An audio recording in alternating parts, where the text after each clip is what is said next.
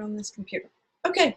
All right, guys. So we're recording now. So right now we have Agina and Samantha in, and like I said in the email, people can watch the recordings. But first of all, just would love to hear. I know both of you sent some samples of your students' work. So I've got Samantha's right here, and so I'm going to share my screen real quick, and then I'll show Agina's as well. Okay, so Samantha, so we're looking at your data now, and I just would love to hear your feedback of how the lesson went and, things that you might do differently next time, such as that. I don't believe that's mine. Oh, that's not yours? Oh, sorry. No. Okay. There we are. Okay, there we go. As far as the polygraph activity towards the bottom, I feel as though I was proud of my students. They are obsessed with improper fractions. I guess that's from middle school. It makes them nervous about improper fractions, so they recognize those right away. And I thought I screenshot my students using denominator and numerator, but it appears I left those off. I could have. I thought they did a good job of using their math vocabulary. Yeah, I think. And then I assign the inequalities just because I teach a math essentials class, and that's just my time to remediate skills that they're not getting in Algebra 1. And they were struggling with graphing inequalities. So I found this Desmos activity, and I did that as well. And just allowed them to practice with that. My students stayed on task for the most part. They enjoyed doing the activities. I plan on using them again. I just think that the next time I do it, that I'll be a lot more in depth as to what I was looking for. I kind of just wanted to see how they were going to respond to it at first. Right. But as far as vocabulary, and again, like we talked in our last session about Deborah going back over it with them and talking about, okay, what is a better way to ask this question? Or right. Like, you know what I mean? Is this question detailed enough? How could it have been improved upon? Well, I'm glad you said that, because the activity that I created for everybody to use next is I used some of these things, and I called it critiquing the reasoning of others, and pulled some of these. Like I used the one where they said, is the top a double digit? And so I said, okay, how could you help your friend reword this to be more mathematically correct? And trying to get them to use numerator. So yeah, we'll be looking at that shortly. So, okay. Well, good. I mean, so it sounds like the students were engaged and enjoyed it. They were. They enjoyed it a lot, so much so that they wanted to do more, but we ran out of time. So that's always a good thing. Wow, that is a very good thing. Okay, Agina, let me pull yours up. I didn't have time to put them into the, but I can pull them up right here. And okay, that's the math practice standards, not that. Okay, are you guys still seeing the same thing, or are you seeing a different screen now? I'm seeing student Desmos right now. Does it say practice? 4, because that's the answer. Yes, okay. Yeah. So these are your screenshots, Agina. So if you want to share with us about your activity, how it went, maybe what you do differently, so any feedback that you have there? Well, first, I was really struggling to make the students do it. Uh-huh. And that is because it required them to type in something. They just wanted to just give answers and leave it alone. You could see that some students just wrote IDK on there. Because that's the answer. Yeah. Just so that they can get rid of the activity. So that was the first issue I had. And then the second thing is that I had some students who did very well, but then I have like 2 different groups of students. That students who did very well, they took their time, they answered the questions, and they wrote the right thing they're supposed to write. But then there are other students who did not do anything at all. They just scrolled through, typed in what they wanted to type, and then just told me I've done it, and that's it. So. Gotcha. Yeah. So how did you address that? Well, I was trying to compare the types of questions they had to the EOC, because you see, I have EOC students, and we're almost through with the semester. I was trying to tell them that trying to do this in your EOC, then it might. Hi, Emily. Hi, It Emily. might make you fail. So I really sat them down and tried to talk with them and tell them why this is important. It seemed like they did not think this is important to them. Right. So yeah, that's why I had to sit with them and tell them why it's important. And we just like the concept we're trying to drive at, what we are trying to help them achieve. Right. Yeah. So I'm hoping that we can maybe do some other and see whether they've improved or not. You know, I know we're focusing on this with the students writing, you know, with them writing more to show their conceptual understanding. But, you know, this activity is, you know, it's technology based, and it might be with those students that you say, listen, you know, give this your best effort, and then, you know, in a couple of days we're going to do a different type activity, and you look for something that's more kinesthetic, like maybe find a matching activity that you know, that they can do with their hands, because sometimes it's just the kind of learners that they are, that they're, you know, that like something like this, they might struggle, you know, that they might just, it's not a good learning style for them, versus if I can do something with my hands. Although I do still think it's important to get them writing, and that's where you could kind of use that as a caveat. Like, look, I'm going to try some different things here. So, but give this your best. So that's just another thought. Samantha, hi, Emily. Glad you could Hi. come in. Hi. We were just talking about, you know, disengaged students that, you know, some that really, really got into it, and then others that, you know, just flipped through it to get it done. I've got, Agina shared his work, and so you can see the difference in students like here who, you know, really go in depth. Subtraction is the first step, and they're explaining to ones that say, I Googled and that's the answer I got, you know, so the difference. So we're talking about how you can try to engage those disengaged students, and that's what Agina was sharing, some things he did. Do you and Samantha have any input, suggestions that you would like to give on that? In my case, some of my students failed to write the explanation. They just got the right answer, but they hate to do the writing. I'm so sorry to say that. But most of my students, oh, Miss Kano, this is too much. I know how to get the answer, but they hate to write. They hate to write the explanation. Yeah. But how they got the answer. Yeah. And again, that's where I think if you encourage them, like, I want us to get comfortable with writing, you know, but we're going to do some other things. Because yes, if you were having them write all the time, then I think that would be frustrating. But, you know, maybe mix in some other things. But hopefully doing more of these, just getting them, because again, the writing, they've got to be able to explain it. You know, I can't just put a number there. So, Samantha, do you have anything that you would like to add to this discussion? As far as writing in the classroom and this particular thing, I've been trying to, since our students take the Algebra 1 EOC and the English 1 EOC at the end of their freshman year, I've been asking the English teachers what words they've been working on in class, and I've been trying to incorporate those into my lesson and just encouraging students to use those. Like, we have a WAM called Writing Across Mathematics every Wednesday. Mm-hmm. And the students are required to use some of their English vocabulary in their writing for that WAM. And just kind of, I just continue to encourage them, like, listen, math is everywhere you look, so is your writing and your speaking. We're working on both. So nice. Yeah. Cool. So also, I was going to pull up the, since Agina asked about this. Oh, where'd it go? There it is. It's behind.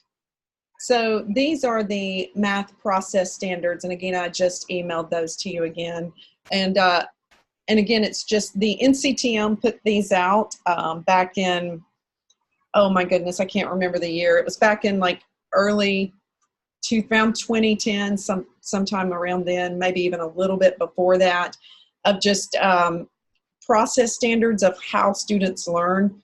And so districts are really wanting to see teachers, and at the state level, as far as they're evaluating teachers, wanting to see more of these process standards in the classroom. So, you know, making sense of problems and persevering, and you can see the subheadings under that, like relating something to prior knowledge, reasoning contextually and abstractly.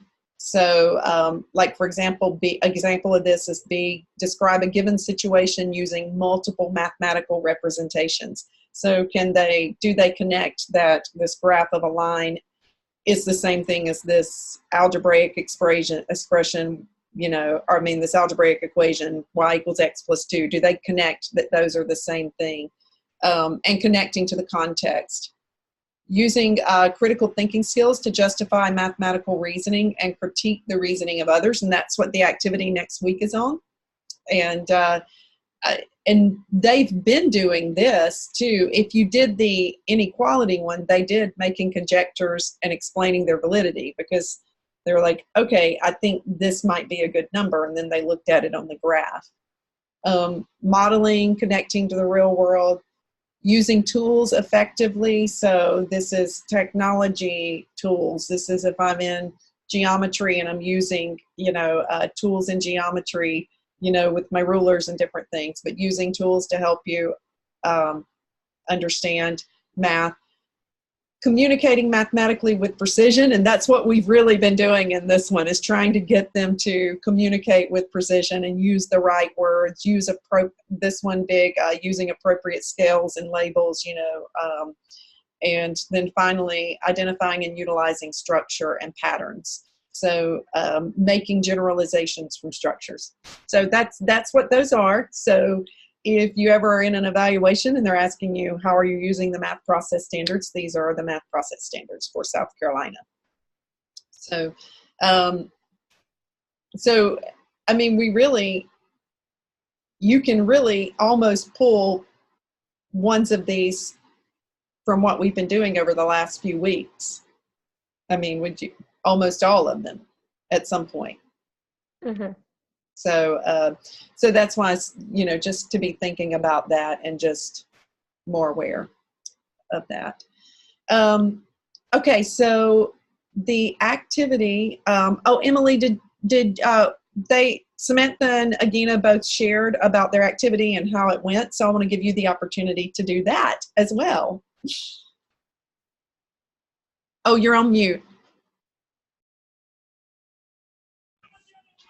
There you go.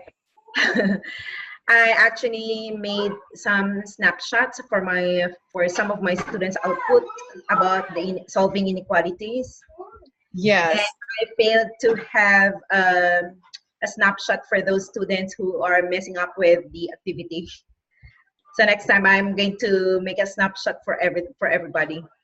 But anyways, as what I've mentioned from my email, it lessened the number of students who mess up with my second activity compared to the first one, because I told them for this time, since I knew already how to track your answers. So if you mess up with this activity, I'm going to write you up this time. So this will serve as a referral. So still, I think only 2, as far as I remember, there are 2 students who still mess up with this activity. But I talked to them, and then we made an agreement that next time they will be serious in doing the activity. Hopefully for the third one.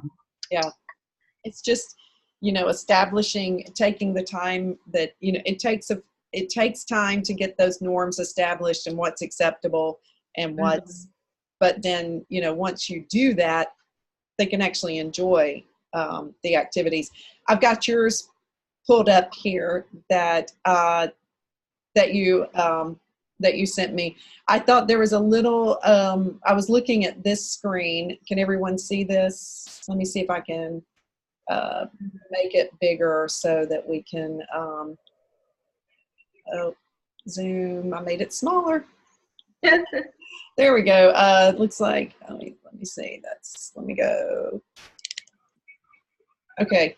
So this screen I was looking at, I thought this is where they're writing a real world problem about X is greater than 5. Mm-hmm. So what do you all think about how their responses to these? For some, like say for example for Laron, because I talked to Laron about how you are going to construct a sentence relating to real world problem. And then I made an example to the whole class, like building a house is higher in terms of cost, is higher than buying 5, because I asked them what is the latest model for iPhone, and then they said XRS, Miss Kano. Okay. Okay. So then comparing to buying 5 models of the latest iPhone. That And is so Laron he just copied my answers. He Yeah. mentioned Yeah, I thought that you probably had some background there of why they were writing them that way, but that is fantastic. yeah. Like a Mini Cooper is greater than buying 5 iPhones. Yeah, because I told them to think, what is your, like say for example, your dream, you want to buy a car. So Yeah. we're going to compare this thing, which is higher compared to buying some 5 simple things. Yep. Yeah. So, well, that's really fun. I'm glad that they did that. So, but I mean, it looked like here they were definitely, you had students that are getting better at their writing as they go Yeah, along. only 3. Yeah, those are they are quite diligent in writing. Oh, good. So, so anyway, well, fun. Well, I hope that the students are starting to get the hang of them and enjoy it. What I love the best about these activities is that you're right there, able on one screen to gather all this data and figure out. Agina, you just said when you did yours, there were 2 very distinct groups. That you don't have to collect 30 papers and look through 30 papers. And so, I mean, did the others of you see that, how you could start automatically grouping students just by looking at one screen? Yeah. That's to me? Any of you, that's what I was saying, because I know you said that, and I was asking if Yeah, Emily noticed. Definitely. Even for me, I can already tell which students can do what type of work by looking at their responses. Right. And so it's nice that that's all in one place and it's captured for you. And you can always, all of that work is saved. Do you guys know how to go back and access those? Yes. Mm-hmm. History. I think we are going to go to history. Yep, you go here. You can see I'm on my Desmo screen. And if you go to history, then you'll be able to see all of your activities that you've done with your students. You would just, if you're keeping up with it, you just want to put the class code that you used. If you want to keep up with it for reference, you could say, you might could even put it, in your grade book, if you're going to grade it, class code, 3GRWMJ, and then that's the students that go with that first period. Well, I took some of the things that you sent me and made this. It's super short, but I wanted to give you guys the chance to think about how you might want to build with it as well. So it's this one, critiquing the reasoning of others from some of the data that you guys had sent me. And so we'll just sit here and we'll just look at this together here. So I'm going to do the student preview. So this was, give you a second to read that.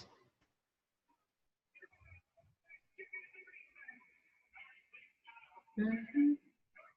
And so now we're doing, now, like I said, you're doing the precise language, you're doing critiquing the reasoning with others. So that was the first one that I had, because there were a lot of students with those that used a lot of vocabulary. Instead of using the vocabulary, they described one. So here was another one.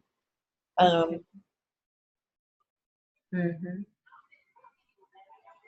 Is your point on a line? Mhm. And so, and then here was the third ones. Okay. And again, I think it's important as you're going over vocabulary to have those around the room and just, to continually reinforce to the students, so like, for example, here, getting them to say, is it a repeating instead of, is it a number with a line over it? Mhm. And then I had this one that I pulled. I think that one was from yours, Samantha, because you said they like, where they, Yes. so, and I think it'll be interesting on this one to, to wonder like, okay, so are they going to think the problem is with the double digit? Because I thought that was pretty good that they used double digit numbers. I was just mainly thinking, the top number instead of top number. We'd like to see them say the numerator. Right. But it might be interesting to see if some of them change that.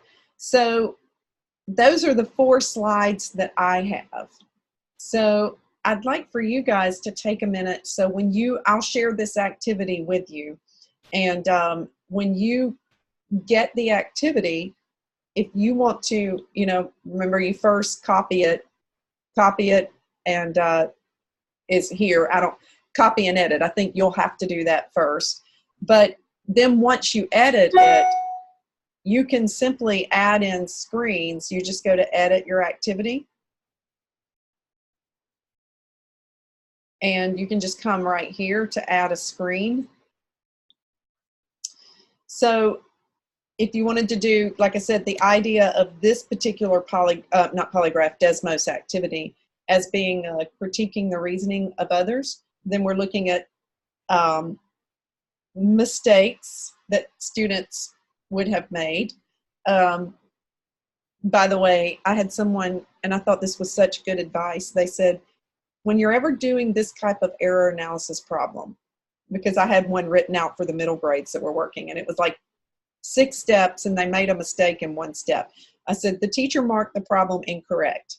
And the professor that was editing it said, consider saying there is a mistake in the work below, because there's a whole lot of correct work. And I thought that's really a good way to look at that, instead of just saying this answer is wrong. Where's your mistake in this answer? Because you've got a lot of correct work, but where's your mistake? So that's just a little side note there. But so the way that I do these is I just put media to put the picture in there. So if you wanted to type it out, or you wouldn't even have to do that. Like you could just type out the mistake here. So somebody want to give me what's a common mistake that students would make just on any math concept in general?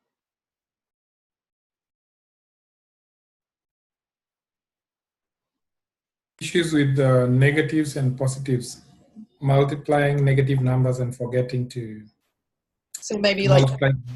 like they're doing the distributive property. Mm-hmm. Okay, so we could say, I'll let myself be the one. Amy's teacher gave her so I could do this one of 2 ways. I could either write the problem out, take a picture of it, and upload it that way, or I can write it just as a problem like this. So for the sake of time, I'm just going to write it here I just went to the note where it said note. Amy's teacher gave her the following, or we'll just say Amy worked the following problem. And so now I will do, right here we can do math type. So let's say I have -2 times x minus 3 equals 5. And so then here they would do -2x minus 6 equals 5. And that would be their, so then they would have Let's make this so it'll be an integer answer, even though it's incorrect. Negative 2x equals 10.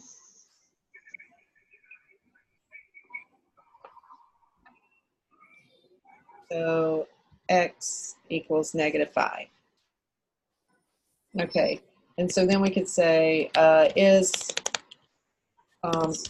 find the mistake in Amy's work. You can Describe the mistake in the box below. So then you just put an input box, and we want to make sure it's got text. If you do math, it puts it like a math problem, but we're wanting them to describe here. And I've been taking them off here, the showing their classmates' responses, since it's pretty straightforward, one answer. I like doing the responses if it's like open-ended and you can get a lot of different ones, but when it's just one answer, then I don't really want them to see each other's responses. So, I have a question when it comes to error analysis, because we do a lot of these on our quizzes and tests. Does anybody have a way of explaining to their students because we have them pick the line that it's on, but my students struggle with, do they pick the line after the mistake? Like, would they pick the first line because that's where the mistake was made? Or how do you make sure that they know which line to pick, I guess is my question. Any feedback on that before I say what we do? In my case, I would like to, as a teacher, I would like to comment that the students' work, they got the mistake on the second line, right after the problem, because it's very clear that the student messed up with multiplying a negative, Okay. negative 2, and the negative 3. Okay. Yeah. So you would see Thank you. First line, the second Yeah, line. right after the problem. I also support what she's saying. I also would say that they made a mistake on the second line in this case. Mm-hmm. Yeah. And Okay. you also, I mean, Samantha, I know like a lot of times when we write content with Algebra Nation, we'll do this just so. Right. So instead of step 1, step 2, on our last test, we had line 1, line 2, line 3, line 4. Mm-hmm. And for whatever reason, a whole bunch of hands came up at that one problem, and they were like, I don't know, do you want me to pick the line that they should have made the correct part on? Like, they would have picked the distribution part because that's where technically this mistake was made, instead of the aftermath of the actual incorrect distribution. They looked at step 1 and they're thinking that's the step. You're saying they just saw the students like that's where they made the mistake. But Right. yeah, I think So I guess I'll go with what Emily said and just ask them for the outcome of the mistake. Like, where is it evident that they made a mistake? Because that's what I've been explaining to them, is technically on step 1, you don't know that the mistake was made there. right. It's not evident until after the math. But I was just checking. That's good to Yes. know. Like, so maybe if we word it, where is there evidence that the student made a mistake? Or what step shows evidence? Is that maybe? Maybe, yeah, what step shows evidence of the student mistake?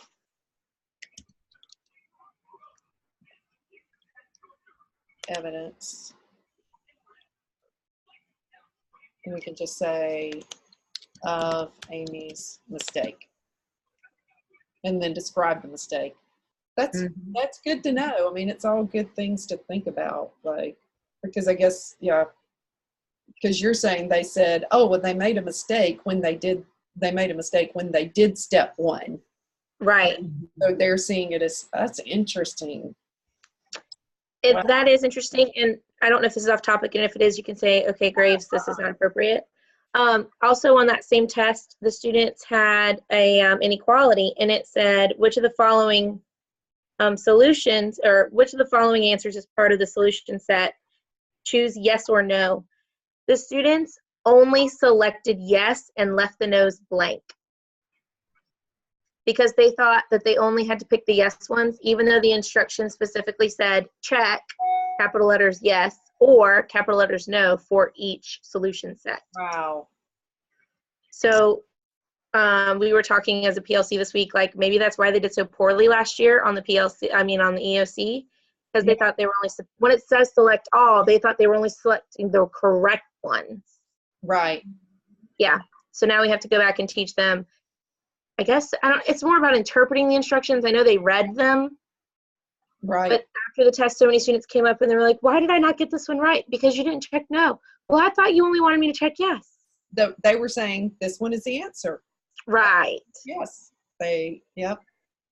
Yeah, I do think it comes a lot to just reading. It does make you wonder if a lot of them like miss questions on the EOC just because of not being able to interpret the instructions. Right. So it's interesting to see how their minds work. Yeah, very much so. Well, I just wanted to show you how you could add, and I'd love for you guys, and what I'll do when we do the reflections for next week, I'll actually put in there like what kind of problems did you add, you know, and I'd encourage everybody to add something in there as well, an extra problem of your own. And the thing I like about this one too is I think a lot of us are dealing with struggling students, and this is very doable for them. I think you got to build their confidence, and you know, so before throwing them, oh, here's a question dealing with quadratic functions and interpreting the features, build their confidence through things like this, and then let's build up to those other topics along the way. I'm going to publish that, so that will be finalized, and and we'll still do the 2 weeks, because I think it's hard. Everybody stressed that it was kind of hard because you can't really count today, and so it's hard to get it all done. So we'll give it 2 weeks again and meet in 2 weeks and go over this one, and then we'll build our own Desmos activity, and then wrap it up with our 5th week. But we finished up faster today because there's only 3 of us here, so less people to share, but I don't think anybody ever has a problem when you finish early. But really good sharing that everybody had. I really do appreciate that from all of you. Anything else? Well, thank you for making these for us to use. I really appreciate it. Absolutely. So anything else that anyone has before we go? So to be clear, the activity for the next 2 weeks involves working on that document that you just published, or creating our own and working on it? No, working on this one. But you don't have to do this, but I'd love for you to add a slide to it that is your own slide, the way that we just did. So just go in and edit it and add another slide, because I'd like to see what everybody adds in to theirs. So yeah, I'll send you a link to this. So we'll be using this one, and another thing too, just want you to see how easy it is to just use, and that's what we'll do next week. We'll build the next time we meet, we're going to build our own, and just simple, easy ones, just to grab a quick, like you can use it for an exit ticket, just to say, all right, let's see if you understand what we worked on today, and how you can just give them one question even in it. So, so we'll look at that next week. But for this week, we're doing this one. And so you'll have 2 weeks to do this one, and would love to share your data and show me like what the kids are doing, and hopefully we're beginning to see them progress with their youth. So yes, ma'am. Thank you. All right, thank you guys. So really appreciate your time. Have a great day. Yeah, you too, Miss Amy. Bye. Bye-bye. Thank you. All right, bye.